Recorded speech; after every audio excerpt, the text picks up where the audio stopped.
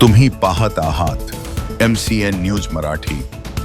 अकोला जिल्ह्यातील पातूर तालुक्यातील उंबरवाडी येथे चांदणी पोलीस स्टेशनचे ठाणेदार दराडे, सामाजिक कार्यकर्ते निलेश तोताराम कापकर, ग्रामस्थ आणि महिलांच्या उपस्थितीत अवैध दारू विक्री विरोधात महत्त्वपूर्ण बैठक पार पडली। बैठकीत गावातील अवैध दारू विक्री तात्काळ बंद करण्याचे स्पष्ट आवाहन करण्यात आले।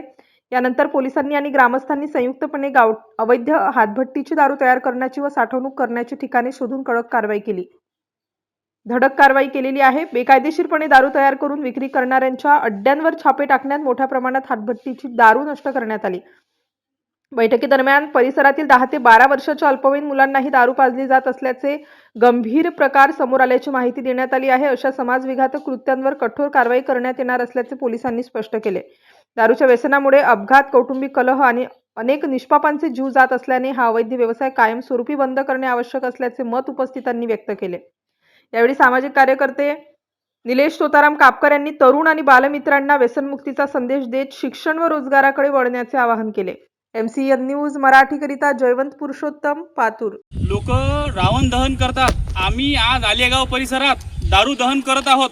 उंबरवाडी, नवेगाव या परिसरातली दारू आम्ही इथं अशी सांडवत आहोत। सगळं घ्या ना, घ्या ना, घ्या ना, घ्या ना, सगळे जण घ्या घ्या।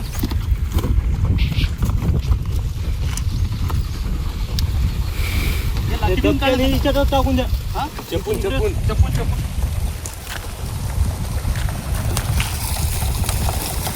एकदा बंद करा, डबल दुसरा